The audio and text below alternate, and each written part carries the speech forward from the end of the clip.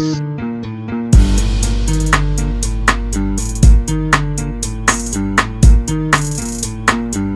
also need to be very mindful about the pessimistic, always contrary energy that comes along anytime anything good happens for our people.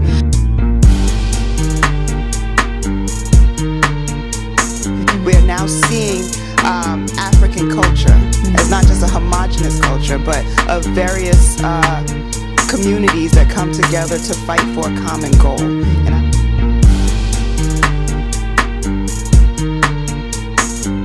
You know, this idea that, yeah, black people spent $1 billion, you know, on a movie. How come we can't do this and how come we can't do that?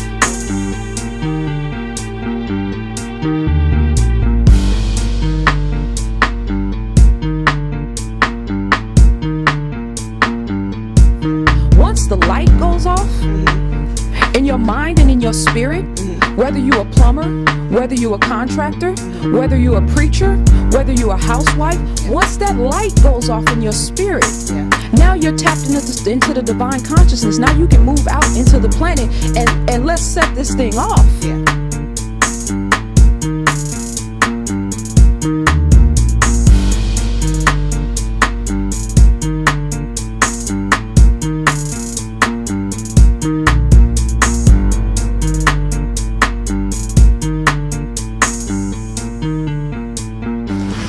Peace and Black Power family, welcome to another SaNeter TV House of Consciousness production. As you can see who we got on the screen, the most beautiful Zaza Ali in the building. She's back with us, House of Consciousness. And of course, the lovely Dr. Anika. Oh, you thought I forgot your name, huh? We got Dr. Anika, and what we're going to do is just sit back and let these two sisters go ahead and build and freestyle. That's the topic. Just let them freestyle on whatever they want to talk about. I know they're going to have something powerful for us to get. So let's sit back and listen. Peace, family. How you doing? Shout out to SaNeter TV and all the community and family out there. Again, this is Dr. Anika, and I'm so happy to be here with the powerful, beautiful, intelligent Zaza Ali, Sister Zaza Ali, and I'm so happy to get to know you. Y'all already missed part of our conversation. We've been vibing here, getting to know each other, and I'm so happy to have you here today. Just to give them a little background on who you are, I'm going to read a brief part of your bio and then get into some of the topics that you're interested in. So, Sister Zaza is a mother, a teacher, an activist, radio personality, and self-published author. Her first book, entitled Black Matters, Volume 1, The Scientific Intervention in Our Affairs, was released in May of 2015. Volume 2, Plagues of Dysfunction, was released in December of 2016, and she's currently working on her third part of the trilogy, Black Matters, Lifting the Veil on Racism and White Supremacy. Now, some of the lectures and the emphasis of her research includes the scientific intervention of our affairs, the plagues of dysfunction, and how to eat to live, as well as the commercialization of consciousness and science as a weapon. So these are some powerful discussions to have with our community, and I'm so glad to be here, and I'm honored to be able to interview you today. And I am honored to sit here with you, and I am so grateful for your you being such a gracious hostess, for your energy, for your wisdom. Your spirit is very welcoming, it's very beautiful, and I'm thankful to share this platform with you, as well as SaNeter, as well as the energy of New York, of Harlem, of Brooklyn, the boroughs. I'm feeling real good. The sun is out, you know what I mean, and we're gonna have a great conversation, Queen. Great. So let's get right into it. You know, we just finished watching a $1 billion movie that just came out. Well, I guess it's been out for, what, a month now? It's hard to believe it's been a month. As much money has come into this movie, Black Panther. And it's done some incredible things already for our community, but there's some discussions that need to be had about this movie because we're still dealing with the consciousness of our people. Yes. And when I look at this movie, I think that it's a movie that can actually elevate us to a certain level. We are now seeing African culture as not just a homogenous culture, but of various communities that come together to fight for a common goal. And I want to know, how can we use what we've seen in this movie to empower our people, and where are we now with our level of consciousness?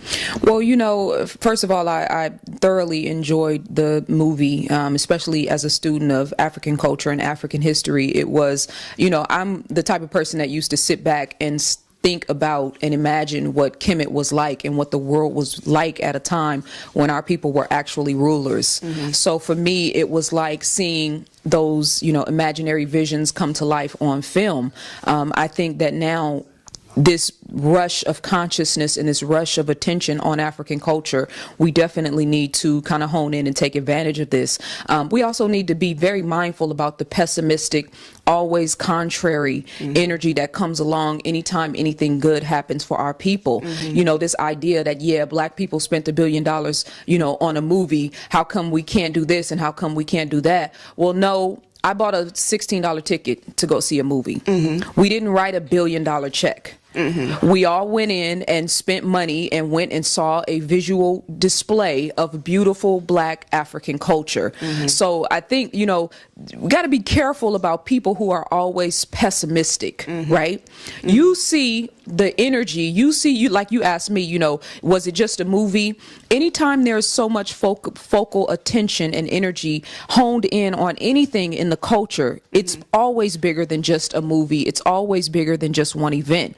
Like the Trayvon Martin situation, like the Me Too situation, like the Black Panther situation. So for us, it's important.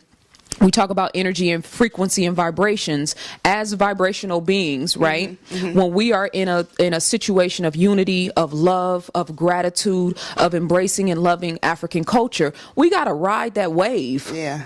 So anybody getting in the way of us riding that wave has to be looked at sideways. Now, obviously, there's economic issues that we need to address. There's issues with the lack of funding for our schools. There's issues with racism, white supremacy. There's issues with, us loving white ice, than we more love our own ice, right? Yeah. You know what I mean? Yeah. Yeah. But in this particular situation, this was a win for the culture. We got people now talking about the Dahomey Amazons, right? And relating them back to the female warriors in the movie. Yeah, how could that not be a win? How could it not be a win for us to see a young sister on film having a technological genius, right? And creating all of these fascinating inventions and whatnot and helping her brother to become a warrior and using technology. So I think that riding that energy wave, keeping that love of African culture, that love of history, and that emphasis on technology, the whole conversation about vibranium, right? Understanding the root of that is delved in African culture. This is the science that they use to build the pyramids. This is why white people have not been able to figure out how to reproduce that. It's not just a natural resource. It is a divine energy that is cultivated and connected to our genetic makeup. But are we relating this movie to us as a people, or are we just looking back at it as entertainment? Because it's one thing to look at it and say, it's beautiful. You have little kids that are now already talking about what they're going to dress up in Halloween, and people who are acknowledging... Sorry. That's okay. People who are acknowledging the beauty of the Dora Milaje and the power and the strength and all of that. But you can still go to somebody and talk about Africa, and they're like, I'm not African. I mean, it depends on your level of consciousness. What about your identity? How is this going to change how we feel about ourselves? It depends on your level of consciousness. Elijah Muhammad said 85% of the people were deaf, dumb, and blind. 10% of the people were bloodsuckers of the poor. And then 5% of the people were the poor righteous teachers who were going to lead us out of, mental and spiritual degradation. So that means 95% of the people are not going to get the message. So, it's important for us to not, when we have sidetrackings, or when we have people who are contrary, or when we have people that don't identify as African, okay, well, let me reflect the light. Let me be the light. Let me reflect African culture. And hopefully that will resonate with the spirit and the energy of the people. And some of our people are going to get left behind. But it doesn't take a lot of us in order to set this cultural revolution off. That's what we're witnessing right now. But people are also forgetting that we had Black actors that were getting paid in this film. Yes. We had the costume designer, the writers, the producers. There are people who definitely benefited from it. But also, at a larger scale, it actually sets a platform where people can see that this type of movie sells. This is what people want to see. This is an image of what we'd like to experience outside of all the other things that we constantly see. You know, always dealing with the poverty, the enslavement of our people. We can actually see something on a positive vibration for a change. And it works. It opens the door for other writers to be able to do this kind of work. Other writers, other graphic designers, other media personalities, other journalists, other people who are involved in the music industry, other directors, other producers, other film school artists, all of these different segments of, and not just in the entertainment industry. Once the light goes off in your mind and in your spirit, whether you're a plumber, whether you're a contractor, whether you're a preacher, whether you're a housewife, once that light goes off in your spirit, now you're tapped into the divine consciousness. Now you can move out into the planet and let's set this thing off. The light has gone off in the minds and in the spirits of our people and in our children. I don't care if a movie did it. I don't care if a book did it. I don't care if a YouTube video did it. Let's ride the wave of consciousness. And then the brother, I was reading somewhere that Michael Jordan is now saying that he's going to start making it a stipulation in his contracts that there be a certain level of diversity in the film crew. So the people during, you know, all of the people that play the background, right? All of the helpers and the caterers that come in and the film production companies and whatnot, there's going to have to be a certain amount of diversity on set, a stipulation in his contract. How is that not a win? Definitely. And we also need to start thinking more about not just self-esteem, but race esteem, because in order for us to have positive self-esteem, you have to love the race that you're in. Absolutely. And for some reason, it's all right for white people to love their race. Right. But when we start talking about how much we love ourselves and we want to embrace African culture and African history, all of a sudden, you know, it's no longer black nationalism, but it's self-segregation, and it's us not wanting to be part of a larger culture. Yeah, well, it's that, and it's us embracing all of that history, all of that culture, and then it's also us recognizing that black people in America, particular, set trends around the world. So you and I were talking earlier about you being in Ethiopia and you having the Ethiopian dress on, and then you recognizing that the brothers in the Ethiopian community were dressed like we dress here, right? So once we hone in on and bear witness to the fact that we are setting cultural trends around the world for culture, so we lead the world in money, cash, hoes, right? We lead the world in twerking, right? We lead the world in that Barbie doll kind of image for our women, right? What if we led the world in consciousness? What if we led the world in teaching our people about frequencies and vibrations? What if we tied back the mindset? The brother had the Blackamoor book over there, right? And going back through that history and recognizing that there were African men in Europe hundreds of years, 1,000 years ago, actually, teaching these higher levels of consciousness, teaching these higher levels of architecture and building and whatnot. All of this is you put this in the pot and stir it up. Our culture today in Harlem, in Brooklyn, in Compton, in Oakland, in LA, in Detroit, in St. Louis, in Florida, in Miami, in Houston, in Dallas. We are setting the trends around the world. So that's something to be appreciated. It's something to be embraced. And now we got to flip that energy and stop leading the world in only teaching about dysfunction and only teaching about the worst aspects of the hood, and start teaching about righteousness, about God, about Africa, about all the beauty that we have the potential to become as a people. You've brought up so many topics. Let's zoom in on the role of women in the Black Panther movie. So we have the Dora Milaje, strong warriors, life of their own, able to do what they need to do. They could be beautiful, they could be powerful, they could be everything. And then you have the sister who's also who is Shuri, who is able to be a brilliant scientist, you know, and we don't see that kind of vision of women in most of the shows that we watch. There's always the other story that we hear. So how does that translate now into what we're seeing with women?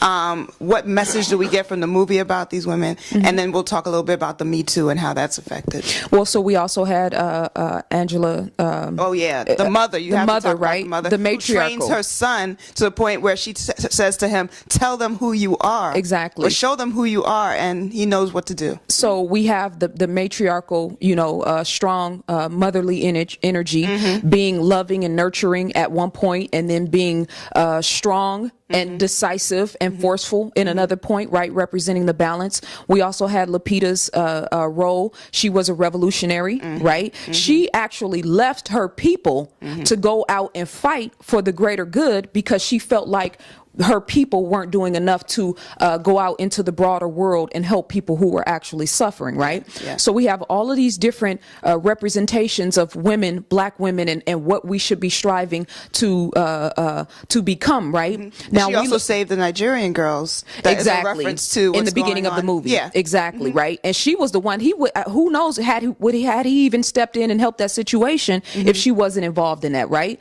So this is a woman branching out and making revolutionary moves and forcing her T'Challa to get involved, right? Because she was because she stepped out. But so here now we look at us as women.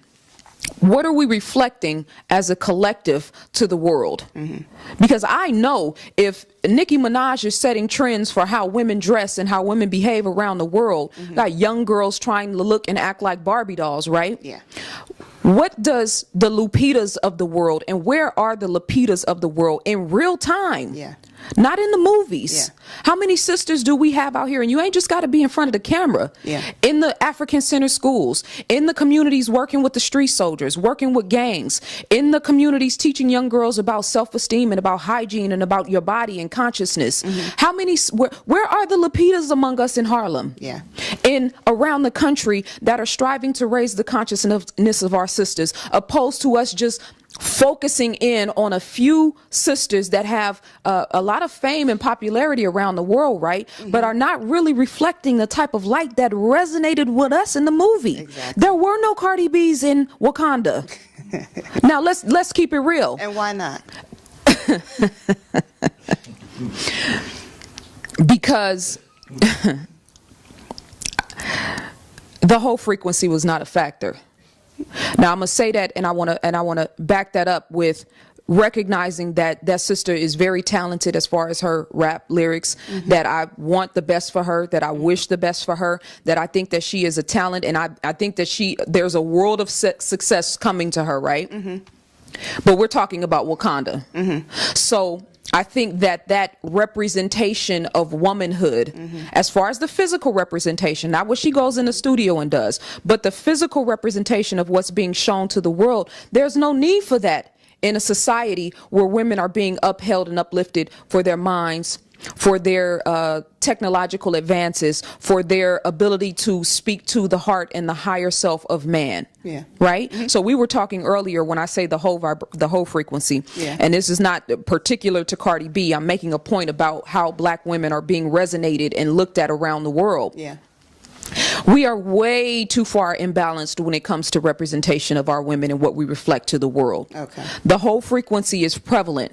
Meaning the twerking, meaning online showing your entire body, meaning leaving nothing to the imagination, only constituting one representation of the physical body. Now, that's only one aspect of who we are as women. Yeah. We are physical, spiritual, emotional, and mental beings. There is far too much representation of us based only on our physical attributes. Where is the mental and the spiritual and the emotional reflection? So I think that because women, if we went through the timeline of what black women have went through since we've been in this country, through the abuse, through the rape, through the branding and forcing children to be born out of wedlock and tearing the family apart and only being valued for how we look, only being valued for our bodies. All of this produced Cardi B.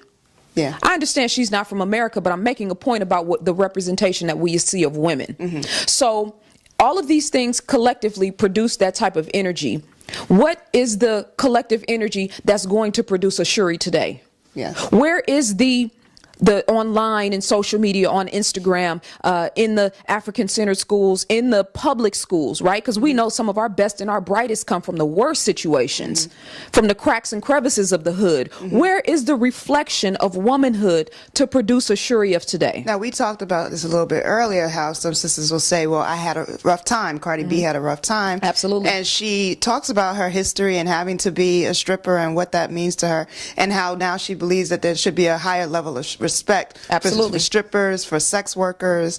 You know, where are we in terms of how we're supposed to be treating women in that situation? How are we supposed to give a balanced message to our children when we're talking about the types of employment that we choose and what we need to do to survive?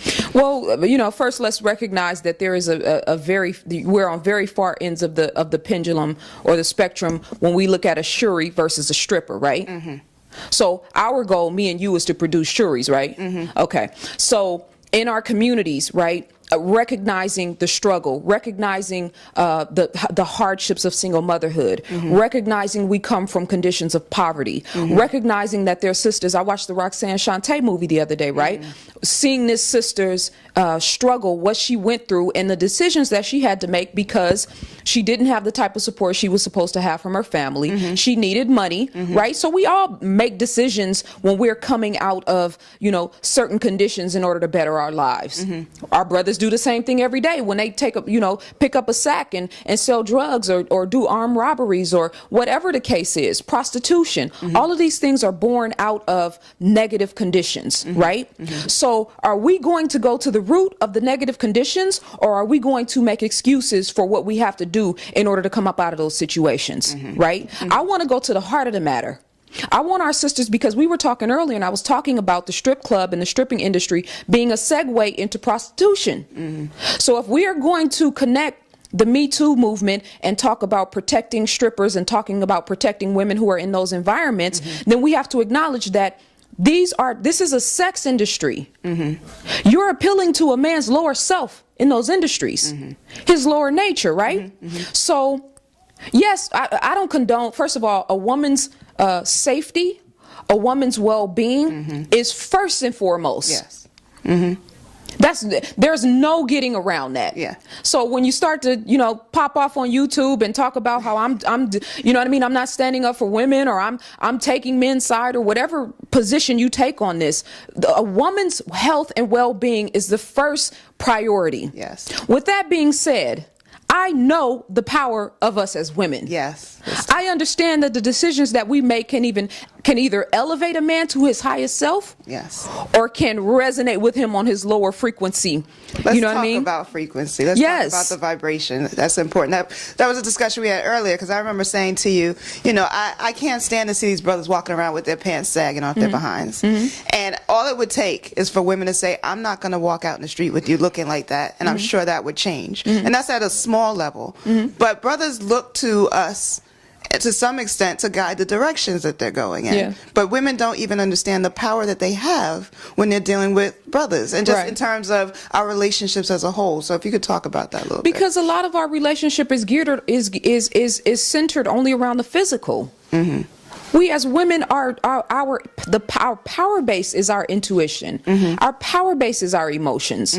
So you can be out here, you know, busting somebody's car windows out and putting his tires on flat, and you know what I mean, cutting up his paint because you jealous, or because he's involved with another woman. Or you can be out here sharpening your mind and reading, and becoming a student of life, and becoming a student of everything that our men have been through, the trajectory of where they were versus where they are now, and speaking life into the king in him, opposed to speaking into the nigga in him. Oh, thank you. Right? Yes. That's two, you know, the higher or the lower self, right? Yeah. Set and offset, right? Yeah. If we wanted to tie it back to Kemet. So the question for us as women collectively, because I'm not one of those women that are sitting back pointing the fingers and blaming everything on our men. I recognize, not just through my work, the work that I do with women, and I recognize how much of an issue we as women just in our own circle have with each other. The mother-daughter bond has been broken. The mother-son bond has been broken. So how, if we are producing life from a dysfunctional feminine energy, how do we expect to produce men that are going to respect us in a righteous way? Wow. Let's talk about that. So there are some communities where women are not supposed to be heard. They're supposed to just be at home, cook, take care of the kids, take care of the household, let the men protect them, and let the men go out in the street and do what they have to do. These women have no voices, are not supposed to have voices. How did we get to that level of relationships? And I mean, there are spiritual groups that actually foster this. How did we get to this level, and how do we get past it? Well, you know, it's interesting. You know, I personally have been on the receiving end, you know what I mean, of an unfortunate, a lot of negative energy when it comes to, you know, this male, female, masculine, feminine dynamic, you know, being who I am and having said some things that were controversial at certain points in time, things that I know were controversial because I said it, you know, when brothers say it, it's not a problem, but because I actually said it, you know, all hell breaks loose. Because you're angry, right? You're because I'm an angry black woman, because I don't smile enough, because, you know what I mean, you know, whatever concept of what a woman is supposed to reflect, being too serious, being too angry, being too, you know, I'm getting real tired of people telling us who and what we're supposed to be. And it sticks, or we, you know, it's a conversation because we don't know who we are. When you know who you are, nobody's going to come into the room and try to project on you who and what you are supposed to be. Yes, women are supposed to be domesticated and be able to take care of a household and be able to cook and be, not because, you know, looking at that from a lower perspective, like that's somehow a lower level of being a woman just to cook. No, that's one of the most powerful things you can do. When you understand the science of the body, you know that the person who cooks the food is in a major powerful position. You can kill your family through what you put in their bodies. So understanding that aspect of it, but then understanding that as a culture, we don't emphasize the well-being of our women as individuals. We think that our women are supposed to sacrifice themselves and take care of everybody else. And this is not only on our men. We as women have embraced this, from our grandmothers to our aunties to our mothers, this whole idea that the woman is supposed to sacrifice herself for the greater good, right? Well, what about my potential? What if I want to be an astronaut? What if I have mathematical goals? What if I am scientifically a genius? You know, we have women who have the power and the thinking capacity to create life, to create, you know, technological greatness. We don't have a community that fosters that love and appreciation for the woman's mind, right? So this is why, for me, when we talk about a Cardi B, right, and wishing her the best, wanting the best for her, respecting her skills, respecting her craft, right, but understanding that that type of energy and that type of imagery is not going to foster and inspire the type of energy that we need our daughters who are growing up in these inner cities that can easily get played, that can easily get misused, that can easily get put on a track when you reflect that type of energy, right? It's one thing to have security and to live in a consolidated world. It's a different thing when you're walking up and down the street in Harlem, but right? You also talked about the perpetuation of violence. You know, she loves to talk about being part of the Bloods. Well, the whole gang situation, right? And I said it, and I'm not honing in on Cardi B, but I want to make this point. Sure. I said that there was a video of her where she was on stage twerking in front of like 20 men, right? Somebody slaps her on the ass when she walks off stage. So now the problem is, the issue is, well, you shouldn't be disrespecting a woman like that, right? Regardless to what she's doing. You cannot objectify yourself and then get mad when you get treated like an object. This is a paradigm in this whole Me Too situation, right? And the talk about rape conversation now, right? Recognizing all of the malicious, you know, all of the worst aspects of this culture that women have been put through, right? We want to purge that out. In order for us to purge that out, we as women have to start holding ourselves to a different level of accountability. There has to be a higher reflective light that we are giving out into the world. Frances Cress Welsing said we have to earn our men's respect back. So if we have to earn our men's respect back, understanding that there is a climate of rape, there's a climate of abuse, there's a climate of madness when it comes to the male-female dynamic, not just in our culture, but in America in general. How do we as women turn the tide and start to earn our respect again, opposed to just talking about what we don't want and emphasizing that victim consciousness, meaning we have been victims, we've been victimized, right? Now how do we turn it around so that we're not victims anymore? Now you talked about us seeing being our divine selves and recognizing that if we could tap into our own spirituality, that we can get past some of these issues. But what about people who are in houses that believe that the divine is a force outside of them, that's not something that they can actually control? It's Or something that all the responsibility of them being saved is someone else's responsibility and not something that they have any control over. Or that a woman is actually only, going to be able to, reflect her highest and best self when she's with a man, right? Being, evaluated based on the type of relationship she's with, based on the type of man she gets with. And this is why a lot of times you see sisters who go into these relationships and lose themselves because there was no emphasis on her highest and best self, who she wanted to become, what she desired out of life, what her highest potential was. So we start to seek that savior concept through different mediums, whether it's, being the celebrity culture that we're immersed in now, whether it is living vicariously through other women that are living out their lives the way we want to live out our lives, right? And then you have the white Jesus complex, right? Now, you can have white Jesus, or you can have a black revolutionary standing on stage in a dashiki and you waiting for him to tell you what to do. Yeah. It's still a savior complex. Yeah. So going back into whether we took it to the Kemetic history, whether we took it through African spirituality, or even just studying the universe and the cosmos and recognizing that all of us are many gods. We are universes unto ourselves. So if I am a universe unto myself, how could I be waiting for someone to tell me what to do or what my next move should be? When if I tap into that God frequency, I can manifest people, places, and places and things, or will manifest at will. Right? Yeah. Including love, including an equally yoked man, including a right. Sis, I can't tell you how many times people tell me I'm not in a position to speak on male-female relationships because I'm not in a relationship. Qualifying me based on the fact that I'm not married. Wow. Qualifying me based on the fact that there's no man sitting next to that type of masculine energy. The thing about it is, it's easy to get married. It's easy to get in a relationship. Oh, yeah. But can you maintain one? Can you maintain it? In a positive Why wouldn't I be direction? celebrated if you see me here working on myself? You see me talking about spirituality. You see me talking about fasting, talking about well-being, talking about African history, talking about all of these different concepts that are going to raise the consciousness of our people. I'm still being qualified based on what I don't have. Well, it's still, we're looked at as one is the better half or the other half, as opposed to being two whole people who came with their own ideas, their own consciousness, their own goals in life, and they should be able to support each other's goals, as opposed to having to give up something of themselves to create one individual. Absolutely. Absolutely. So now we delve into the Me Too movement to some extent, but what are we going to do at this point? Where do we go now with the Trumps, the Cosbys, the Weinsteins, all of these people? Now we've looked at all these men being exposed for what's going on. What direction do we need to take now for this to happen? Because right now this is just the topic of a choice for the moment, right? And then they're going to move on to something else that's important. There'll be a new hashtag in a couple of months. But what do we need to do to mobilize to get this?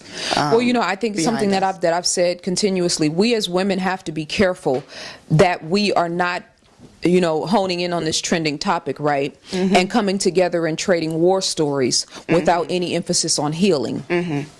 For us who have been victims, directly or indirectly, the emphasis has to be healing as women. And then next stage is talking about accountability, talking about the way we carry ourselves, talking not just on a physical level, right? What you wear, how you carry yourself mentally, how you carry yourself emotionally, what your state of mind is. Understanding, going back to that energetic and that vibrational conversation, understanding that once you tap into that, you don't have to become a victim of any man. Exactly. You don't have to be, and I'm not saying that anyone asked to be raped, or anyone put themselves in a position to be, mishandled or misused. Where are we going from here is the question. Emphasizing in our daughters, and particularly for us in our community, emphasizing for our daughters more than just their bodies. More than just how they can get in front of a camera and shake and make people, clap and applaud. Understanding the power of what they speak from their mouth and how they can affect people with their creativity, with their talents, whether they're artists or poets or, wanting to make clothes or wanting to be a mathematician or a scientist. For me, This whole movement and this energy shift is about us as women taking accountability and then really, really honing in on the power of who and what we are. And it cannot just be in the movies. Let me emphasize this, because there's a lot of conversation right now about a cultural revolution, right? The cultural renaissance, right? We don't have a cultural renaissance if we only have a few actors creating a few movies that are sparking our interest in becoming film producers and becoming actors. That's not a cultural renaissance. That's an entertainment renaissance. It's a beautiful thing. I love movies, love the fact that our artists are reflecting these great aspects of who and what we are. But there has to be a cultural revolution in science. Yeah. There has to be a cultural revolution in psychology. There has to be a cultural revolution in mathematics. There has to be a cultural revolution in religion. I'm not the type of person that speaks against anyone in whatever type of religion they aspire to, because all of it has its purpose in the divine scheme of things. But where are the sisters that are in the mosque that are making strides in order to uplift and edify our women beyond just wearing a hijab, beyond just cooking bean soup?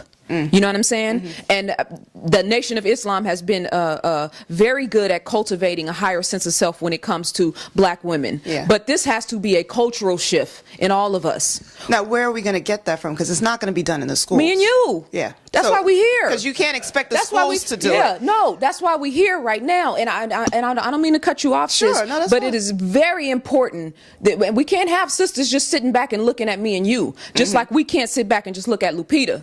You know what I'm saying? All of us as individual women in our communities have to accept responsibility to reflect a higher sense of self, not just go in the community and teach our daughters, but reflect the light that we are actually trying to instill in them.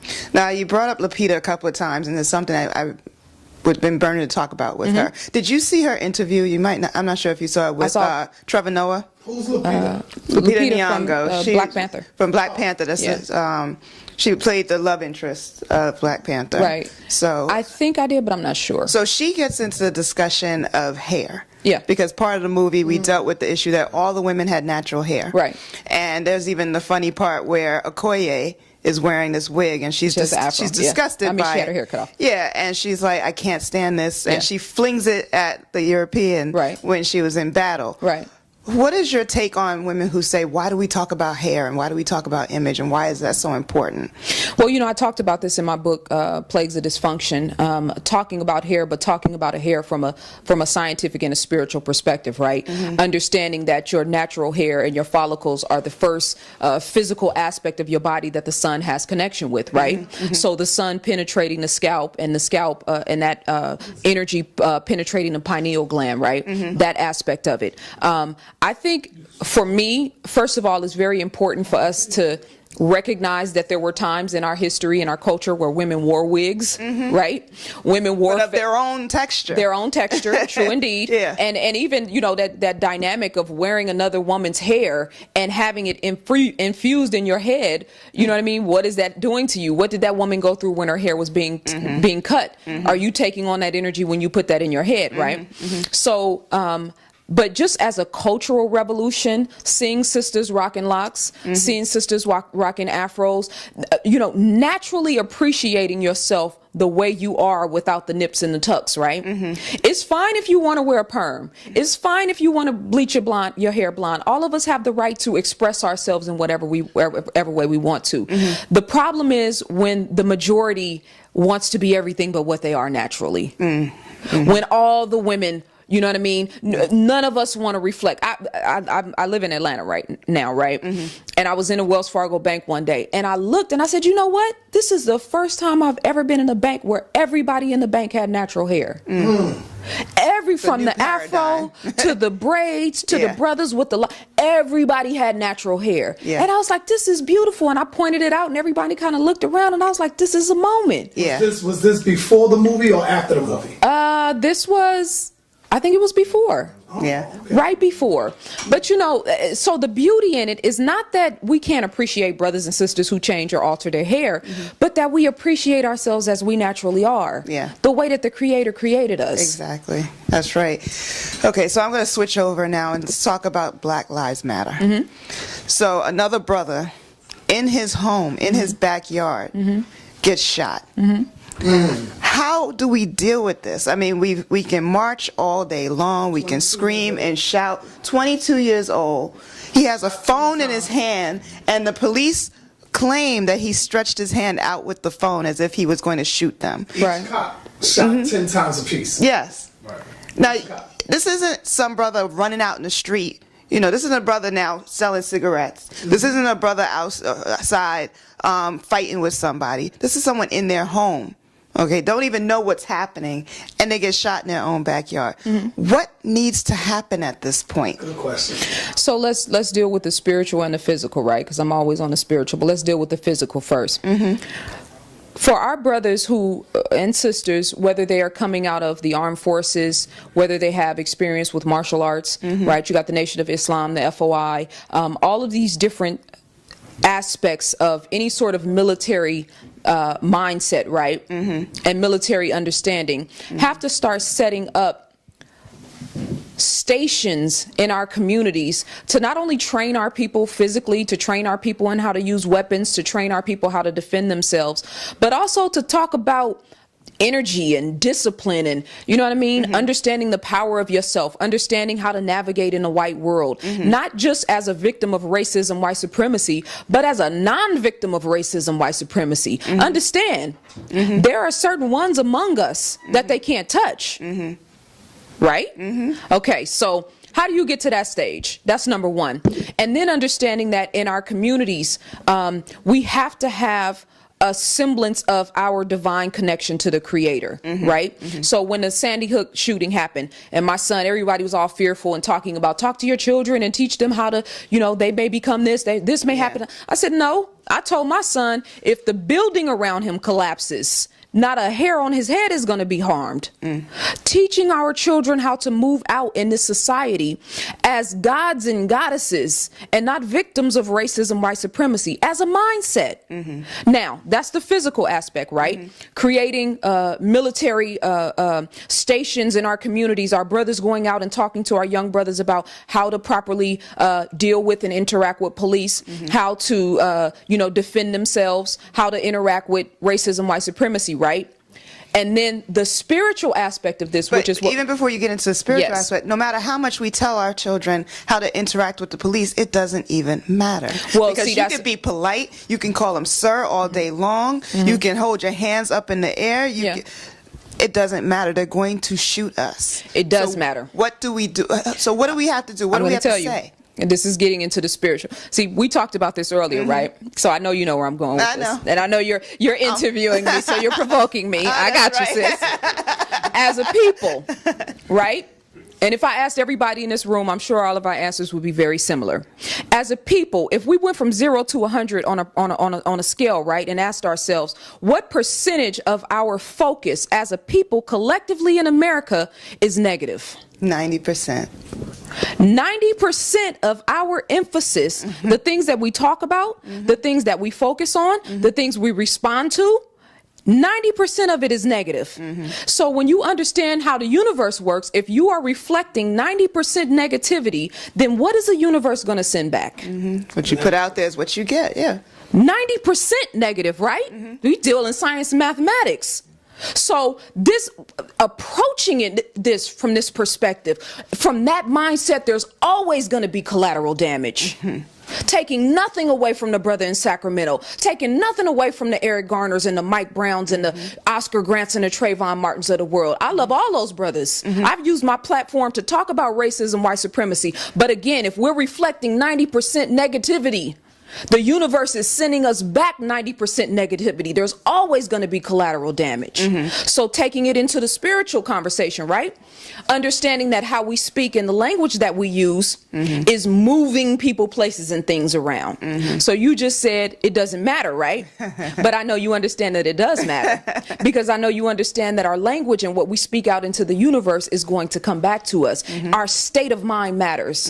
Our energy matters. We had a conversation earlier, and you was telling me about a situation with a brother online talking about checking his bitch, right? Yeah. Major following, right? Yep. Okay, so if we're sending that out into the universe, what's the repercussion of that for us as a people? Exactly. What is the repercussions? It's a sister in these apartment buildings across the street from us right now getting her ass whooped. Right?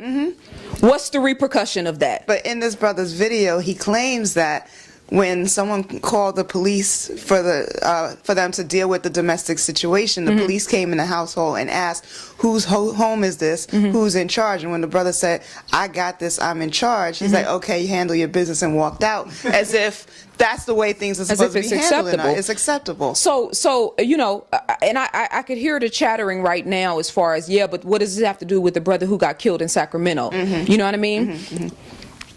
We've been on a trajectory now, being at the height of our civilization, when we look back at Moorish Spain, when we looked at Kemet, when we look at Songhai and Mali and Timbuktu and all of these great civilizations, right? Fast forward through, and even indigenous cultures in America and around the world, our people were everywhere. Fast forward through the slave trade, fast forward through Jim Crow. There was always a collective energy producing certain events in our society. We are in a situation now, American culture per se, where we've produced the Donald Trumps of the world. Our consciousness put that man in office. We could talk about the Illuminati. We could talk about, you know what I mean, who actually put him in office. Was he selected or was he elected? But all things work for the greater good. We are looking at a physical reflection of the worst that America has to offer. And he's got money, and he's got power, and he's got wealth. But that mindset is in every hood across this country, right? So going back to what we talked about before, as far as my experiences as a woman, the things that I've experienced and hardships that I've experienced and what it is that I do. Collectively, as a people, we don't respect our women. I've seen brothers get up on stage and talk about the black woman as God and African goddess and queen and all of this type of stuff. You know what I mean? And then at night, they got jump-offs. Sisters in the community that got babies, playing with them sexually and playing with them mentally and using their power in order to manipulate and play with our women. What is queen about that? What is goddess about that? So I'm saying collectively, on a physical level, working in our communities to teach our young brothers, creating different stations in the community as far as martial arts and how to properly handle yourself and deal with energy and whatnot. On a spiritual level, there has to be accountability for how we handle ourselves and how we deal with our people every day. You know, and it's hard not to constantly reference this Black Panther movie. Absolutely. Because when you look at it, they talk about the power coming from the ancestral realm. And some of us don't even want to deal with that because we're afraid to talk to our ancestors. We think there's something spooky about that. But when you tap back into the ones that came before you, it's to some extent you having a conversation of where I need to be. You know, how did you handle what happened to you during that time, and where do I need to be as an African today? And recognizing that energy, right, that ancestral energy has gone back into this let's say this big pot of consciousness, right, that sees and knows all. So imagine having backup from an energy that sees and knows all. I tell sisters that I work with all the time that are so, you know, boggled down with debt and single mothers, and you are never alone. You are never alone. We have our direct ancestors, our grandmothers, our grandfathers, and, you know, people who have transitioned to another realm watching us, but we also have the Queen T's and the Ya Asantewas and the Hatshepsuts and the, you know what I mean, Imhotep and all of these great physical beings that lived on this planet at one time that transferred into another stage of energy. Nothing dies. But then this is why we have to study science and chemistry and metaphysics. Nothing dies. You mentioned Hatshepsut earlier as being one of your favorites, but how she was being disrespected on an earlier platform. Somebody called her, said she was the first dyke in history. I remember that. But nobody checked it. No. We checked it. I was watching the event. I didn't see the checking at the event. What event? It was I don't remember. I think it was a debate. Was it one of my events? I think so. And we checked it at the debate. Okay, then I stand corrected. Yeah, that, you know, even was his boy, Brother Divine Prospect. Okay, so even the idea, right, that, you know, we've got Brother Nasi. Okay, we've got one of the greatest women in history. Yeah, right. We got to put a chink in her armor. You know what I'm saying? So we also have to deal with schools and how now they are just I'm glad you grounds said for nothing but violence, but it's always about who's perpetuating that violence. Yeah. You know, nobody wants to talk about the fact that these white boys are going in there killing all of these children around the world. Yeah. And when you bring up the topic, they say, oh, well, they're misguided. You know, maybe they came from a broken home. You know, they're troubled youth, or maybe they have a mental health issue. But you don't see brothers or sisters running around shooting up schools at a mass level. And if you did, then it would be they're thugs. You know, they're niggas. They're no good whatevers. Right. Or if, you know, if a Muslim did it, all of a sudden they're a terrorist. Nobody wants to call the white boy what it is. Right. Well, you know, I remember Nuri Muhammad said one time that the white man is only the physical representation of the lower aspect of ourselves, right? Which the way he said it, it was so profound, right? But, you know, we can go back through history, whether it's King Leopold, whether it's what they did when they came to America with the Native Americans, what they did when they went into Northern Africa, set up these trading posts and tricked our people. You know, Alexander the Ungreat, all of these different, you know, white men. We just call him Alexander the Greek. Yeah, exactly. Continuously, like I said, energy never dies. So the energy of, you know, the King Leopolds has resurrected itself, you know what I mean, through these young boys and these men going into these schools and killing and mass murdering people, right? We shouldn't expect them to reflect their people the same way that they talk about us. We shouldn't expect them to do anything other than what they're doing now, because they are continuing the insanity of their history as a people and what they've done to the indigenous cultures around the world. Our job is to civilize them. Now, I know we don't like to talk about that, but if we were the original landlords on this planet, which we were, and now we've taken on the mindsets as tenants, which we do, our goal has to be to resurrect that confidence and that internal power in order to civilize this planet. This is our planet. They are visiting. We could go back through history and pinpoint when they came on the scene, right? Yeah. If we did it from the Yakub perspective, if we did it from the Bering Strait perspective, you know, where they went up into Europe and, you know, the physical attributes started to change, and then they crossed the Bering Straits and then came to America. Whatever perspective, the albinos were kicked out of Africa and migrated, whatever perspective we looked at it from, right? The representation of who and what they are and what they've done on our planet is temporary. And it has a purpose. So for us as a people, instead of standing back and continuing to be victims of injustice, at what time mentally and spiritually do we start to take ownership of who and what we are and of our planet in order to change the trajectory? Wow. Okay. So now I'm going to get into a topic most people don't even want to deal with, and it's Trump.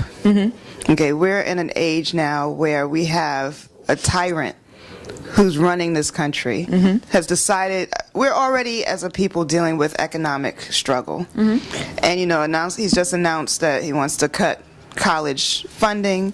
He wants to cut money for Meals on Wheels for our elders. I mean, anything that helps our communities, he wants to destroy. You know, now he wants to send out boxes of food and determine what people eat and how they eat and how often they eat. Right. I mean, what needs to happen? What do you think is the trajectory? Where he's only been in office, what, less than 2 years? Yeah. Has it even been a year yet? I can't even keep track, because every day he's done something violent. Yeah, it's been a little more than a year. Yeah. But how beautiful. Let me say this. How beautiful for us to realize that the great white hope that we thought the white man always was, right? We always thought they were so smart. They were always the best. How beautiful for the world to see how savage they really can be. To see how unintelligent a man with so much money and so much power and so much influence, how beautiful for the world to see how savage you can be and be a billionaire. Yeah. You know what I'm saying? Yeah. This is the greatest time in history for the black man to take his place. Because look at what the world is looking at. The whole entire world is rejecting this idea. Rejecting this concept of what white manhood means. Everybody on the planet is sick of it. Not just us, Asians, Mexicans, people of Spanish descent, the whole entire world. White people are rejecting it. So what a beautiful time for black men to take your place, to be the most intelligent, to be the flyest as far as how you conduct yourself, to be the most physically fit, to be the leader in the room every time you walk into the room, to carry yourself as a king and as a warrior and as a leader and as a God. What a beautiful time for black men to step up and reflect what God really is. There's beauty in the contrast. Thank God for Donald Trump. We live in an age of technology right now. You talking about what job we can't get. There's nothing you can't do today. We have access to unlimited resources with social media right now. You can create a business right now while you're watching me on this video. You can start a bank account online. You can apply for a business license through your computer. You ain't even got to leave your house. We are the conditions now, the collective energy now, right? The ancestors working, right? Because we know the ancestors are always working, right? So you think they didn't have a hand in Donald Trump being in office?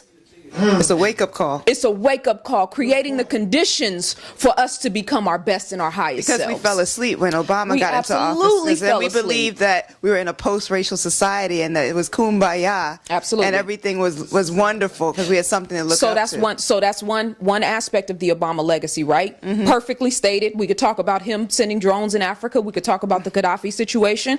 We could talk about all of the misgivings and what he didn't do and what he thought we was going to do. So that's one very important aspect of it. The flip side of it is that there's been a ceiling removed on our children's minds. Yes. They've seen what it looks like for a black man and a black woman to be in a position of rulership, even if it was just for show, right? We know when we talk about American politics, you know what I mean? The person who is the face is not really the power, right? The power is beneath the seat.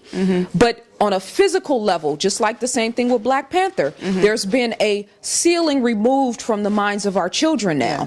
So again, that God consciousness and the ancestors working, always making sure that there is benefit in the midst of the struggle. But how do we get our people to look at it from more of an intellectual perspective? Not many of us are talking about reading or even what we're reading. You know, it was beautiful to be able to see a movie. And we always say, you know, a movie will reach more people than any kind of African history course. Right. But at the end of the day, for us to truly know where we came from and what we need to do, we need to get back to reading. I agree. How do we encourage that again? Well, that's something that I continuously do on my platforms. I'm continuously referencing books, always giving resources for people to go back and read. And of course, there's the Dr. Francis Cress Wellstings, there's the Frantz Fanons, there's the Ivan Van Sertima's, the Tony Browders, the Cenk Antediop's, right? All of these great fundamental scholars that we've grown up on. For people like me and you, will go and read those books. But there's also a level of responsibility for us to go back and recreate new books that give a modern perspective to bring our people into the fold as far as being interested in metaphysics and interested in history, right? That's one aspect of it. The other thing is we've got to reach their people where they are. I think that one of our biggest downfalls is that we want our people to sacrifice themselves for the struggle. I don't tell people to sacrifice themselves for the struggle. I try to inspire people to figure out what their specific purpose is, what they are the best at, what their particular skill set is. Use that, go and master it, and then bring that back to the people and serve your people, right? So we've got to get our people interested in learning again. We've got to make knowledge and information fly again. That's the whole purpose of what we're trying to do. Okay, Zaza Ali. Speaking of books, I know you have a few books out right now. Can you give us some of the titles of the books that you have out? I do, and thank you for asking that. So the first book was The Scientific Intervention in Our Affairs. That was dealing with genetically modified food, vaccinations, chemtrails, even the organ trafficking, right? And all of these cases of our brothers, you know, organs being removed in that whole world behind the scenes. Crack cocaine, how crack cocaine was actually created, whether directly or indirectly in the laboratories of America, right? With the intention of doing what it did to our communities. The second book is called called Plagues of Dysfunction. Plagues of Dysfunction is more of a mirror on us, men and women in particular, and the dysfunctional elements in our community, whether it's the, first chapter is Black Girl Lost, dealing with us as Black women, and, how the dysfunctional element of some of what we're producing in our communities. And then the same thing for our brothers, a different perspective on the dysfunction as it comes to our men. I'm working on a book now called The Science of Sex, and that book is going into the higher dynamics and aspects of the sexual conversation, right? Having a conversation about sex from a scientific and spiritual perspective, opposed to only just talking about how we get down, R&B songs and, that aspect, but understanding the divine responsibility of creating life, and the male anatomy, the female anatomy, and just the science of how we relate to each other on a sexual perspective. And then Black Matters Volume 3, Lifting the Veil on Racism, White Supremacy, which is dedicated to the legacy of Dr. Frances Cress Welsing, and taking some of her teachings as well as my studies and the reality of the world that we live in today, and giving it a fresh perspective of how our people should be navigating this world. So Katrina, gentrification, things like that are things that I talk about in that book. Okay. How important is sex in a person's mind state? How important is sex in a person's mind state? Well, we got brothers out here, with 10 babies by 10 different baby mamas. Yeah. You know what I'm saying? How do you come back from that? Meaning, you got to pay child support for 10 different children. Yeah. You're supposed to be mentally and emotionally available for 10 different children. Yeah. You got to deal with 10 different women. Most of them are probably crazy. You know what I mean? So being disciplined and reserving yourself, even if it's just being protected, with birth control or with condoms and whatnot, and not starting off your legacy at 16 and 17 years old, right? Having babies that you can't take care of.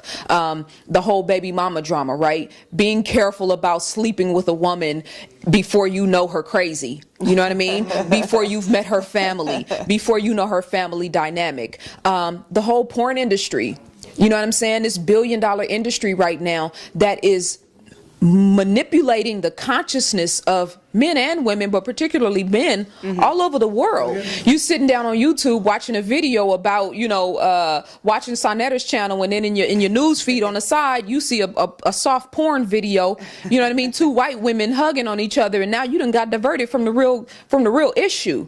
You know what I'm saying? So the white man has continuously, for hundreds of years now, used sex, whether we talk about chattel slavery and forcing our men to have sex with our women in order to create babies, whether we talk about them going into the room and raping our sisters, the sisters in the house and in the field, let's be clear, because I understand that, we compare the house niggas and the field niggas, right? But them women that was in the house, those lighter skinned mixed women, them sisters was still getting raped. Yeah. Them sisters was still dealing with a lot of brutality and oppression, major trauma. So I think that for us, we talk about 70% of our households are headed by women, right? I've heard people say that the single Black woman is the issue in our community. She's the reason that everything is the way that it's supposed to be. Well, what if we had men who were more sexually disciplined, who knew that they were not planning on staying in those households and taking care of those women? What if we had men who were more reserved sexually to be like, I'm not ready for that? Well, let me ask you, what is your take on polygamy?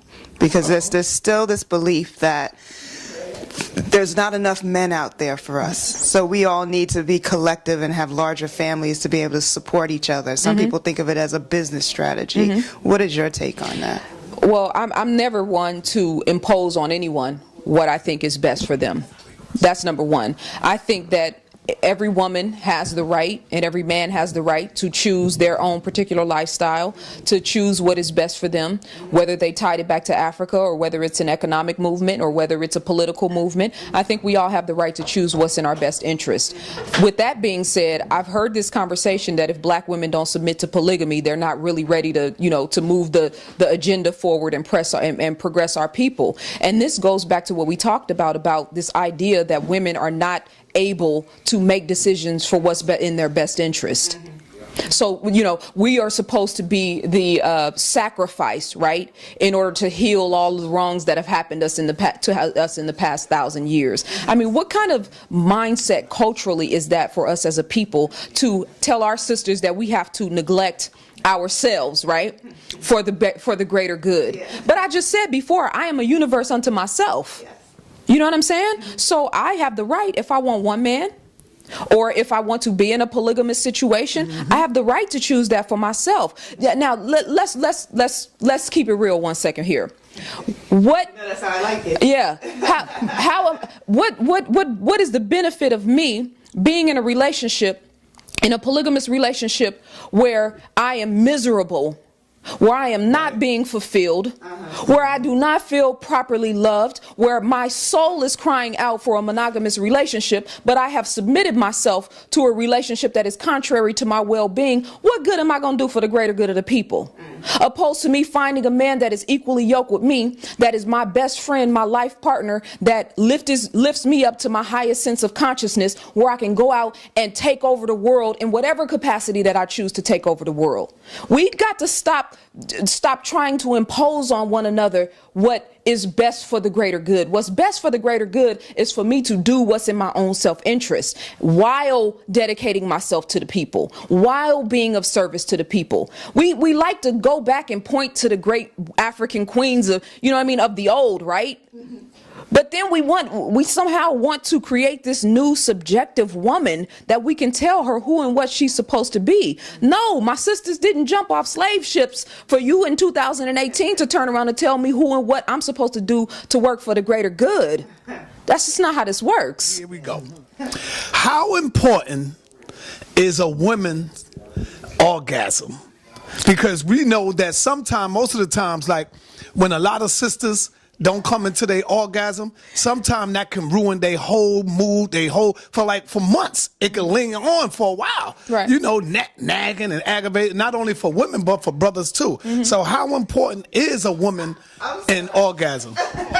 But okay, so we just went into talking about, it's a great question to segue from where we just came from.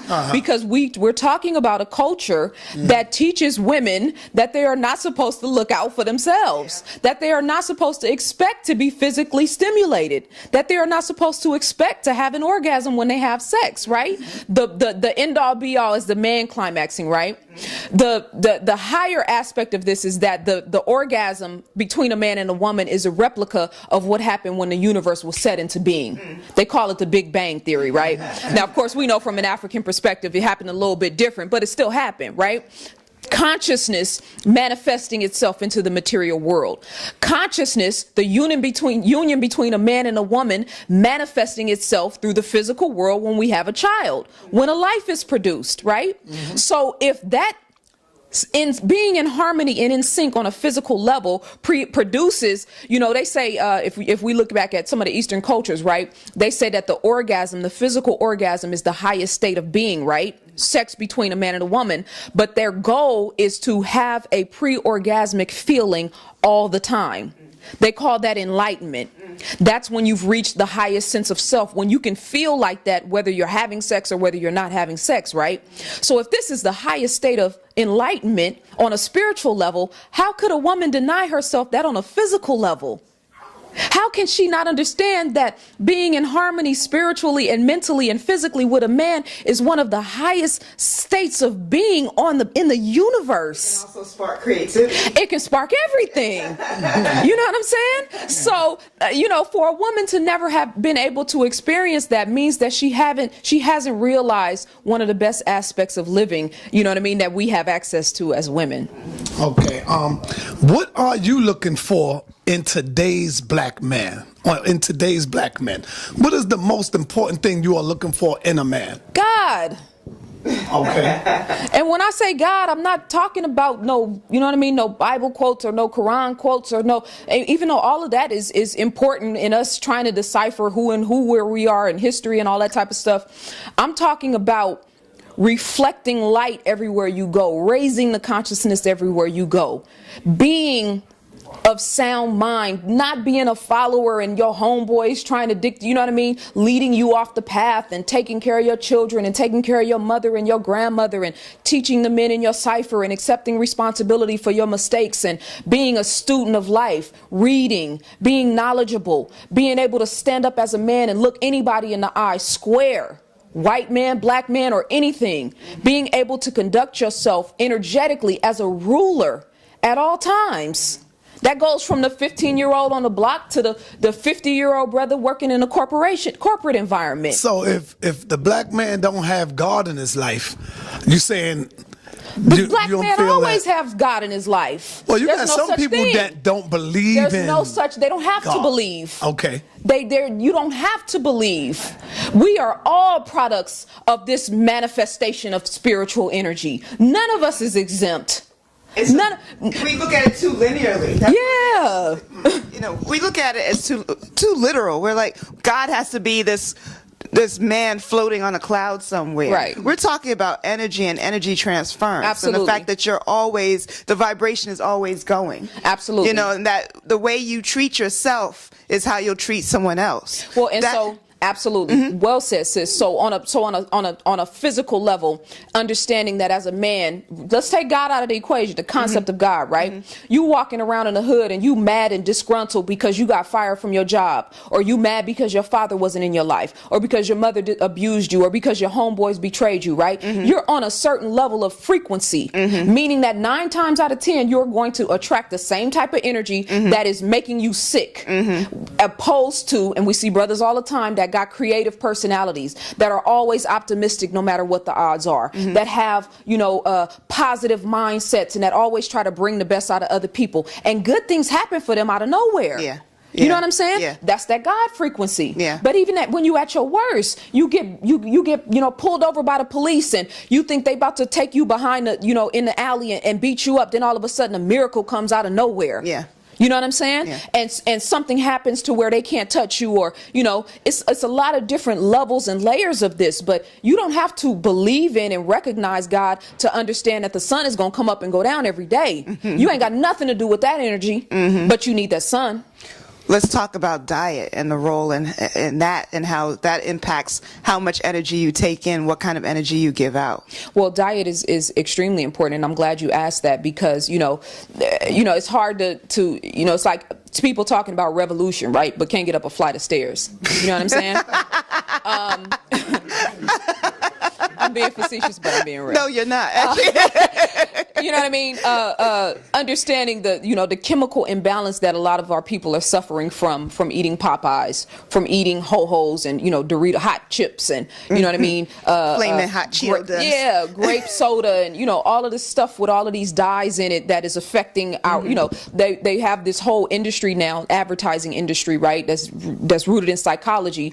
So in the Essence magazines and in the Ebony magazines and in all of the black media productions, right? You see a high content of McDonald's commercials, right? Advertisement. You see all of this food that is contrary to our well-being, because they understand that black women are very emotional beings, but a lot of us are hurt. So they're using our pain against us to advertise, and even in the black communities you find the Popeyes and the McDonald's and whatnot, because they understand that if they keep feeding us garbage, we are going to keep thinking garbage. We are going to keep living on a animalistic type of level. You got the different 7 circuits of the brain, right? One of the lowest circuits of the brain is the animal brain, the brain that we share, the part of our brain that we share with birds and with reptiles, right? A lot of our people in the hood are living in a reptilian mindset. Dr. Ava Muhammad was talking about this in one of her videos, where she was talking about the fight or flight mentality, right? So this is brothers in the hood, right? You step on my tennis shoes, I'm gonna kill you. Fight or flight. Sisters, you know what I mean? You look at me wrong, I'm ready to take off. World star hip hop, right? Fight or flight. So you change your diet and start to eat more to live, going straight to the source. Right? The sun touches the food at its highest frequency. Planet, it comes from the ground. Drinking water, all of the natural elements of what the planet offer us, that's what's in our best interest. But it's interesting, because we can still learn something from animals, because animals follow a divine frequency, and they follow programming. Absolutely. So we live by will. So we can ignore the programming. You know, animals will eat what they're supposed to eat. They'll sleep when they're supposed to sleep. They stretch. You know, Jabari always talks about the fact that our cat in the morning, first thing he did was stretch. He would be in your way, almost trip you down the stairs. But he would look at you like, you didn't stretch today. You didn't focus on your physical need to be able to do what you needed to do. So even something we can learn from animals in terms of how we need to treat ourselves. That's right and exact. You got a cat? We had one, but he passed, unfortunately. So that's an excellent point. Now check this out. So I was sitting in a Walmart parking lot, right, in Oakland one day. I was waiting for a meeting or something to happen. So I'm just sitting in the parking lot, right, waiting for a call. And I'm noticing the birds that are in the parking lot. There's a McDonald's right there. There's a Wingstop, a bunch of fast food places, right? So people throw, you know, you in the hood, they throw their trash out. They throw the McDonald's bag out. These birds, pigeons, are eating this food, right? But when you look at these birds, they look hard. They real gray. They real aggressive. They don't move when cars pass. You know, birds, normally animals. You know what I'm saying? If a car passes by you, you getting out the way. These birds are gangster. And I was like, this is exactly what's happening in our communities. We're eating food that is contrary to our well-being, and it's turning us into savages. You know what I'm saying? Do a lot of brothers not take you serious, or are they intimidated of you because not only are you beautiful but you are intelligent? So do you think some of the brothers might feel a little intimidated by you, by your consciousness and your beauty? I see a pattern here. You know, it's funny because a sister actually put a message on one of my YouTube videos, and I thought about this. She said, it makes me uncomfortable that you're so beautiful and so intelligent. See? Wow. You know what I mean? And it struck me because I can't see myself outside of myself. I'm doing what I know I was born to do. I'm naturally a student. I'm naturally a reader, naturally excited about learning, excited about all things. But I also know that, you know, there's a divine purpose for me to kind of look the way that I want to look, right? I mean, not the way I want to look, but the way that I look.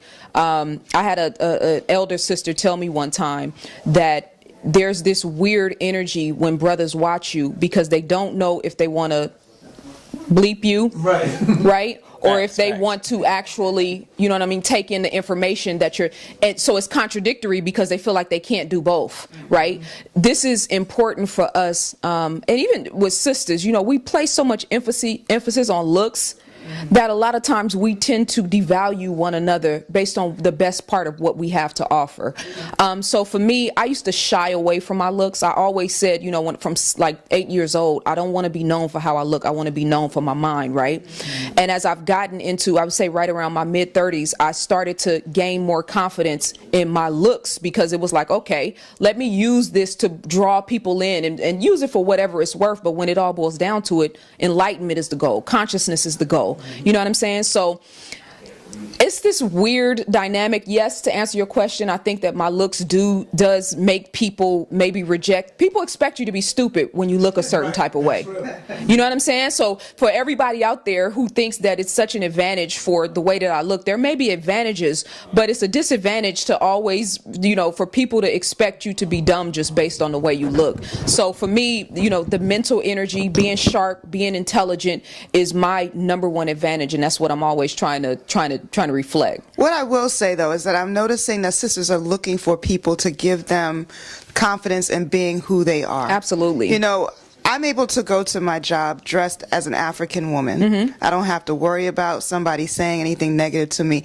What's interesting is that people look forward to me doing that because it allows them to be who they are. Absolutely. So I think we have this fear of being ourselves. We're afraid we might get fired. We won't be accepted for the way our hair looks. We won't be accepted for jewelry that we wear. We won't be accepted for wearing African-inspired clothing. We won't get that promotion. We won't be able to move forward or up the ladder. But I think they're looking for someone who's brave enough to open that door so that they can do it too. I'm starting to see people follow the trend, right? You know, and they look forward to it. Because, I'm so glad you said that. I'm so glad you said that because that's so important. I think that, and my observation is that a lot of people we have this tendency sometime when we get into positions of leadership or where we have the people's ear, right? It's all me, right? What I did, what I said, who I am, what book I wrote, what film I produced, what this, all me, right? But what good does that do to people? Yeah. You know what I'm saying? This idea that we have to follow your way, we have to do what you say. I don't ever do that with people. My goal is to get people to see themselves through the eyes of God. You know what I'm saying? So with my client, I was talking to my client one day, and this issue came up. She said, "Well, you light skinned, you look the way that you have an advantage, right?" And I said, "Well, what's your advantage then? If you don't look a certain part the way that this society expects you to look," right? Because she was a Muslim sister. I said, "Don't tell me you believe in a God that brought you on this planet, you know what I mean, that didn't give you an advantage, right?" I said, "What is your advantage?" And she didn't have an answer. So she had to come back, think through the process. And so I eventually went on and did a video, because it was important for all of us. We are spiritual, mental, physical, and emotional beings. The physical only represents 25% of the picture. So on a higher scale, what is your advantage on any of those levels? Something unique and beautiful about your essence that you have to give to the world that nobody else has. And again, it all comes back to how you carry yourself. Yes. Because if you're confident in who you are and what you believe, people will accept it. Absolutely. But so few people believe that. Jay-Z. You know what I'm saying? Exactly. Jay-Z ain't a looker. I mean, and I'm not being facetious. He said this himself. You know what I mean? And now he has, his character, his confidence, and not just in a rap game. He had it in the street game. Of course. You know what I mean? The way he spoke. I mean, it's just there are many examples. Oprah Winfrey. Now you can call it a black mammy. You can say whatever you want to say about her negatively, because I know that's what we naturally gravitate. Right. Anytime you bring up Oprah's name, people automatically go left and bring negative energy into the conversation, right? Yeah. But on a conscious level, that's one of the baddest women of our time. Yeah. You cannot deny what she has produced. Yeah. Right. You can't credit the white man with all of that. If And you she do, has you don't opened really doors for other people to do what they're doing. Because now we're celebrating Ava DuVernay. But she couldn't do that without Oprah. And Queen Sugar, for example. Yeah. All of those brothers and sisters that she's putting to work on her network. The school in South Africa. Yeah. All of those young sisters that are being inspired and are being taught to go out into the world and become something great. Yeah. So Oprah is an example. So just, finding your niche, your thing that makes you thrive and that inspires you and makes you want to go out and take over the world. That's what our role, especially as leaders, people who have platforms, people who have followers. It's not about you, and you know what I mean? Obviously, we know you great. You got the ear of the people. Now, reflect that greatness by raising up a new generation of scholars and leaders and teachers. Now, when we talk about scholars, and this is one of my biggest pet peeves, it's almost like there's the white man's science and the black man's science, when in reality there's just science. Yeah. And if you ever say something or quote something that may have been said by a European, it shouldn't be taken as truth or fact. Yeah. People want to believe that the Middle Netter was never deciphered because Champollion was the one who put it out there. Yeah. He's the one who translated. So if a white man says it was translated, then we can't believe that it was ever translated. Right. How do we get past worrying about what Europeans have done and what they have said, and how do we use our own consciousness and intellect to be able to tease out what's fact and what's fiction? By producing scientists, by being curious about the world, by being curious about history. I mean, African history gave me life. Some people will come into consciousness through, wanting to be spiritual. Some people will come into consciousness through, their father being a musician. Some people will come into consciousness through the SaNeters of the world, through platforms like that. For me, it was history. Yeah. For me, it was Imhotep. You know what I mean? For me, it was understanding these great people throughout history that did all of these amazing things. But we've got to garner interest in learning again. You know what I mean? And so from that perspective, now I'm not one of those people who don't study white people. They got a 500 plus year advantage on us. Yes, they've been studying us more than we've been studying ourselves. So they could produce a Nikola Tesla because of the advantage. If you haven't studied Nikola Tesla's work, and his work dealing with frequencies and energy and understanding that his work spearheaded the solar movement, being able to put solar panels on houses and tap into the power of the sun in order to, give your house energy without paying any money. You know, I think it's important for us. I'm a student of urban architecture and design. The architects of this world, of the modern world, have been white people. Less than 1% of the architects are black. Now, if I want to go and study how to build a pyramid, I'm going to go and study chemics. The first architects to exist. If I want to study building in modern times, World Trade Center, or some of the great buildings in New York, you've got to study the great architects of this time. So I think that just wanting to truth. You know what I mean? Wanting to know the truth about different things. And then for us as parents, for us as leaders in the community and teachers, instead of trying to tell our people who and what they should be, gearing them towards things that actually interest them and that pique their curiosity about knowledge and information, I think should be our goal. Introduce yourself. Let them know who you are. Yeah, Solomon in the black media. How am I gonna word this? Around social media, you get labeled as a feminist. You aware of that? I am. All right, so can you be a feminist and for black power? That's my question. Well, I think that there are women who identify... Wait. Before I say, are you a feminist? Because I don't... No, sir. Oh, okay. No, because she didn't say nothing, so I just wanted to... Yeah, no, sir. Yeah. About people. Okay. Well, I know where that label comes from. Some of the popular talking heads have labeled me that, and then because I am a proponent of women, you know what I mean. Women who stick up for other women and speak up for other women are automatically marginalized as feminists, which goes back to the conversation we've been having about how do we turn the tides of this stuff. Well, how can you automatically limit a woman to being a feminist because she speaks for other women? I also get a lot of flack from sisters because I'm very critical of us. I am a lot more stern as far as us accepting responsibility for ourselves and how we conduct ourselves, even more so than men. And I think that, there has to be, what is this thing that we can't criticize our men? That's right. If you are the ruler, if you are the head of the household, if we, the protector and the provider, which you are all of those things, then you should be able to handle a little bit of constructive criticism. We have to acknowledge, while we, as women, accept responsibility for what we need to change and what we need to, focus on. Our men have things, and we are your mothers. Let's be clear. We are your mothers. So as your mothers, we should be able to constructively, with love, with compassion, criticize certain things in your behavior that is affecting our communities. Now, you've heard me this whole conversation. The majority of my conversation has been uplifting and positive towards brothers. There's going to be a faction of people who are going to watch this interview and hone in on maybe 2 or 3 things that I've said. We don't have discernment, intellectual discernment, to be able to listen in fullness. We want to, piece apart different things to categorize me. But no, I have a 14-year-old black son. Let's be clear. Nothing is more important than me raising up my son to be a strong and independent, not just man, but king and then eventually God. So how can my emphasis only be on women when I gave birth to a boy who's eventually going to be a man? Good point. So what are the pros and cons of feminism for you to kind of flock away from that perspective? Like, what don't you like about modern day feminism? Well, I think if you say pros and cons, let's understand that feminism, it's rooted in white women's suffrage, right? Now, I talk about this in my book, Plagues of Dysfunction. Elizabeth Cady Stanton and Susan B. Anthony started the white women's suffrage movement in order to move white women's political agenda forward.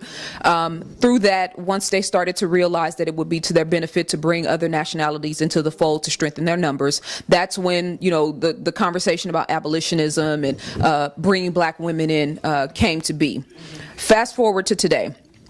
With the Me Too movement and the whole conversation about rape culture, clearly there is benefit to having specific organizations that are working for edifying, uplifting, and helping women, right? That's clear. But the problem is, even in us talking about women accepting accountability and responsibility for themselves, right?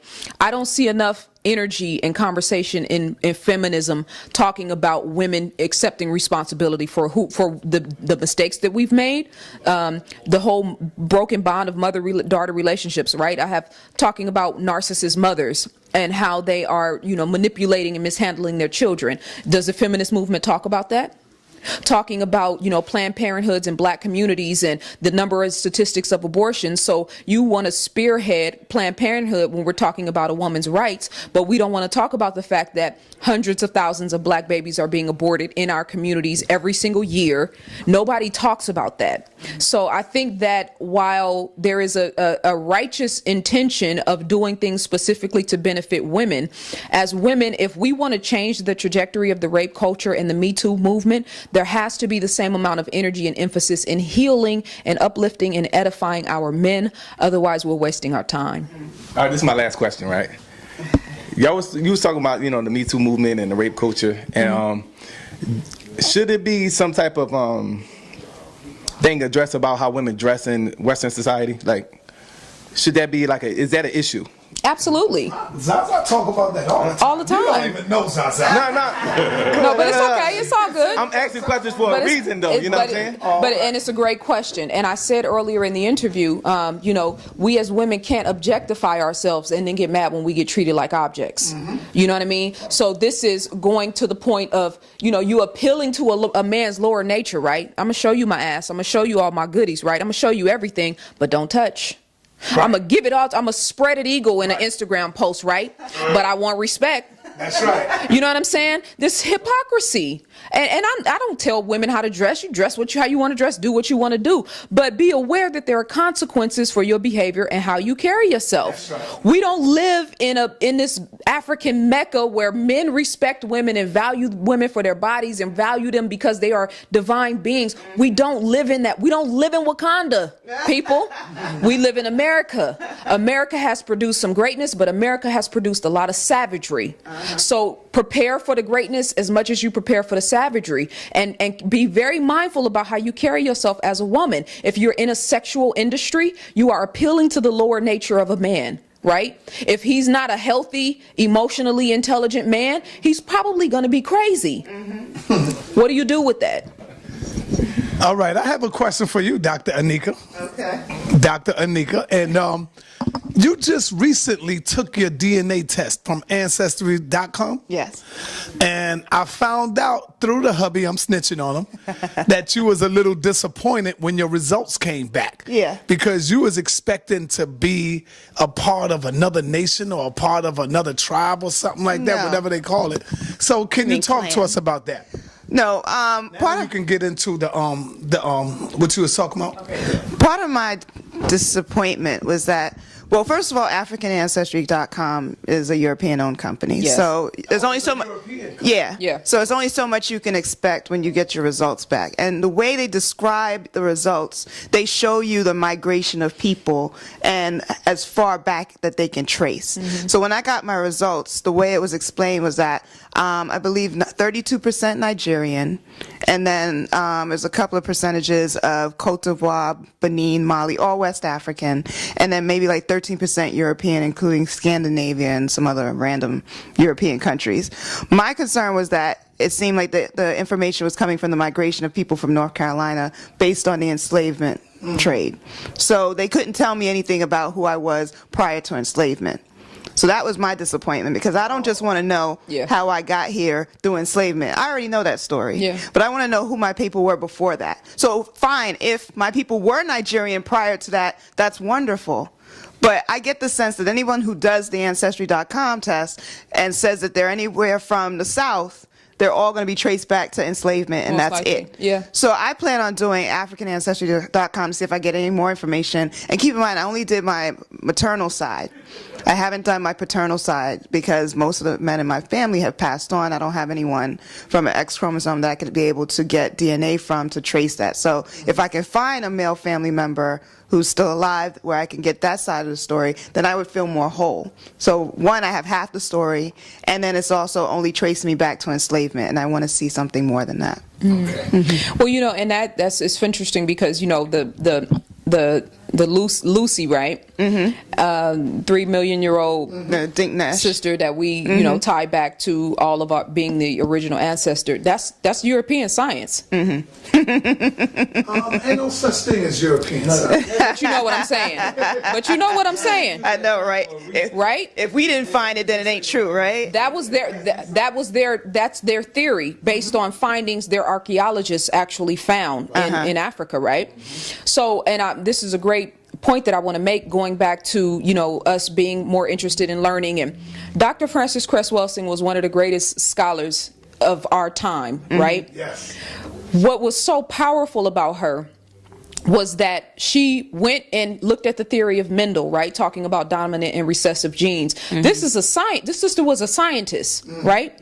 She was battling and debating their best and their brightest. That's right. We've got to have sisters among us that can handle themselves on a mental level in any environment. Because we're talking about destroying racism, white supremacy, right? We ain't talking about protesting and marching and banging against the system when we are suffering from injustice. We're talking about destroying the system from root all the way up to the top, right? So we have to have women that are mentally and scientifically and emotionally and spiritually, all these different elements, able to go into these institutions and demolish this mindset that Black women are inferior. Black women don't know how to have a conversation without being emotional. Black women always have attitudes. Black women are, you know, only good for their sex or only good for their body type or whatever. We've got to be able to carry ourselves in a way that breaks all of those stereotypes. And I think Dr. Frances Cress Welsing, I want to underscore for all of the sisters who have not read the ISIS papers, you should go back and read that. You should read her, listen to her videos, not just about her talking about racism, white supremacy, because all of that goes without saying, but a sister who on her own decided to go up and challenge the mindset of this world, who became a scholar even when she didn't have the support of the people. She said the same thing for 40 years in a different way. She did not get the proper respect from us as a people as far as what she was doing, and her legacy will stand the test of time. How many people are going to know about you 100 years from now? Women listening to this, what is your reputation in your life? What do people know you for? What do you stand for? What do you stand for? What mark are you going to leave on the world? That's a Kemetic ideology, because to not leave a mark on the world means that you don't even exist. You were never here. Nobody speaks your name again. You were never here. Yeah. Yeah. Is there anything that we didn't touch on today that you wanted to bring up? Or do you have anything coming up? Yeah, anything you want to promote, any products, any events? I have the Sister Cipher Support Group, which is a group of 100 Black women who financially contribute every month to other sisters. If you want information about that, you can email me at sistercipher2016@gmail.com. And that is just a collective group of sisters that come together, and every month we donate $20 to whoever our particular winner is in our group. And it's a way of us collectively, you know, supporting one another, and at the same time creating an organization of women that when it's time to push the button, because we are going to push a button coming up real soon and start making moves in our communities, we're kind of building the foundation of it right now, making sure that all the sisters who are on board are dedicated and, you know, serious about making this contribution. I'm doing Alchemy Sanctuaries retreats now. My first retreat is in May. That's going to be in Savannah. It's sold out in 28 days, and which is, you know, a blessing in itself. And then in November of this year, we're going to be in Sedona, Arizona, doing the Alchemy Sanctuaries retreats. We still have a few spaces left in that, so if you want information on that, email me at info@zazaali.com. I'm working on The Science of Sex. That book should be out, I would say, beginning of June. I finished the book, but I had to go back in and tidy it up because I don't want to put a good book out. I want to put a great book out.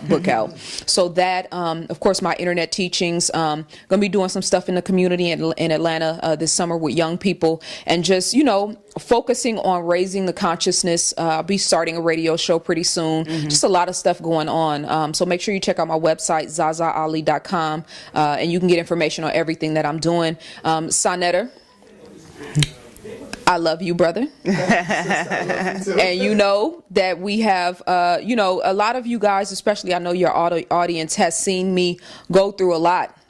You know what I'm saying? As far as in this conscious community, all kind of stuff has been said about me. I put information out about myself and my history and my background for people to judge, people to talk about, but when it all boils down to it, you know what I mean? I self-lord and master.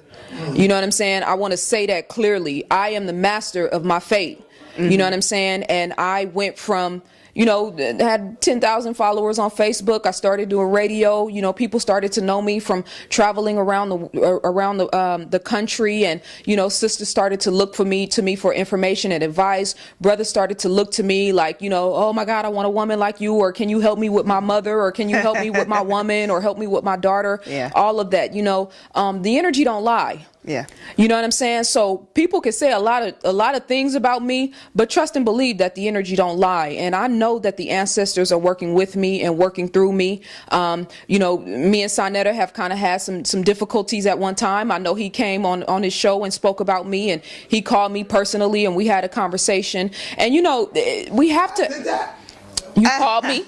No, you said I went on my show and spoke about you. Recently, you told me you went on the show and talked about me and the fact that you were going to interview me. Oh, okay. Nothing negative. Yes. No. Okay. Now, I do believe someone told me that you said something kind of negative on one of your videos. Oh, no, I never. But it was third party. I didn't see it. See, and you ain't never did nothing to me personally. Okay. So, I never spoke bad about you. Okay. So, In fact, So you have a late night. So, for me, I just want to make sure that I emphasize the fact that, you know what I mean, my whole goal and intention is to raise the consciousness of our people. You know what I mean? My whole goal is to kind of help to identify a new level of womanhood for us as women. You see me talking about yoga, spirituality, history, bigging up other women. This is what's important to me. So people will say whatever they want to say, and you know what I mean? I'm from Oakland, California, so I know how to take, how to deal with the negative energy, and how to, two-piece somebody if I need to do that too. But, just judge me if you need to judge me based on what I represent, based on my track record, and based on the energy and the essence of what you feel when you watch me when I do what I do. And, much love to you. Like I said, SaNeter, you were instrumental in raising my consciousness when I first started learning about the quote-unquote conscious community. I used to watch your stuff all the time. But see, hold on. That's what I was getting ready to get into. Yeah.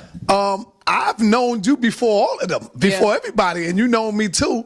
And that's how I got to meet you, because you was banging on me. I was banging on you. I remember. I was banging on you. I was like, yo, who the hell is this girl banging on me? I'm on Facebook. I'm looking at the video. I'm like, yo, she going in on me. But with love, though. You know what I'm saying? With love. And I used to go back at you, man. Used to go back and forth. Yeah. And I'm like, yo, why she banging on me like that? Because, I'm not banging on you like, you ain't cool. You know what I'm saying? But just questioning. You was just expressing yourself on how. Exactly. If I would do something wrong, you would let me know, yo, brother, what is you doing? Or something like that. And holding you to task. Right. And you know what I mean? Because let's be honest. You know what I mean? There's a lot of ego. You know what I'm saying? And a lot of linear mindedness when it comes to some of our brothers when they take to the mic. You know what I'm saying? It's a lot of testosterone. The testosterone factor, right? The lack of balance, the lack of ma'at. So, you know what I mean? There are things that are said, and I know you as a journalist, you don't take responsibility for what people get on your platform and say. You know what I'm saying? And from a radio background, I understand that. I think that it's good that you are giving sisters, the proper representation, and that you are using your platform in order to promote the feminine energy and all of that. So I just want to be clear, because I know, once people start talking online, it takes on a life of itself. But I want to be clear that I appreciate your platform. I appreciate what you've done for our people, raising the consciousness. And sometimes we have to be able to put our emotions to the side and come back. Because, at first when you hit me up, I was like, nah.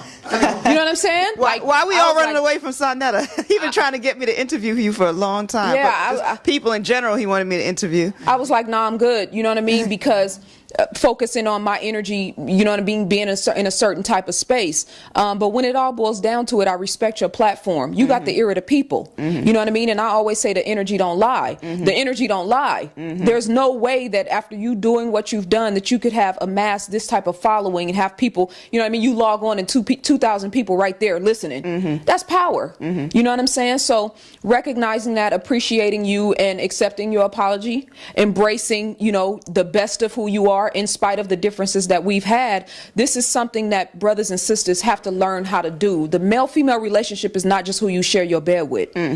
Our relationships are not just who we're married to. You know what I mean? I've built a relationship with you over the past, I would say, 8 years. You know what I mean? So we are cultivating and reestablishing that relationship. And you know, I just wanted to say that. And much love to all of the sisters who are listening. I love y'all. We got to step out of the shadows, man. You know what I mean? We as women have been marginalized, and black women in particular, but we've been the glue to this whole thing. So how can you be the glue to keep the communities together and to keep our people from totally, you know what I mean, being dismantled, being the glue in our communities, and then at the same time being pigeonholed and only being represented in one way? So having this great prophetess and this wise woman sitting next to me and allowing me her energy, you know what I mean, and giving her wisdom and her guidance, and you giving the platform to both of us and handing the microphones over. Let this be a lesson. Sometimes, brothers, y'all got to hand the microphone over. That's right. You know what I'm saying? And step behind the camera and hit the button and let us do what we need to do. But sisters, we got to be prepared for that. You can't get up on this camera, you know what I mean, and just start, you know what I mean, just because you're a woman, just, you know, no, we got to be ready to step to the plate and drop those jewels when it's our time. Yeah. Well, I just want to say it's been an honor to even be in your presence. Thank you so much. I love your energy. Thank you so much. That definitely encouraged me to want to have this conversation with you. We were vibing earlier, and it's almost like we were fam. We knew each other for years. We are. So I really appreciate it, and thank you to the SaNeter platform for allowing us to have this conversation, to be honest and to just be real and to be open. And thank you to the family for being here and listening to this. So I appreciate you, and I hope to do this again soon. Absolutely. All right. All right. Peace.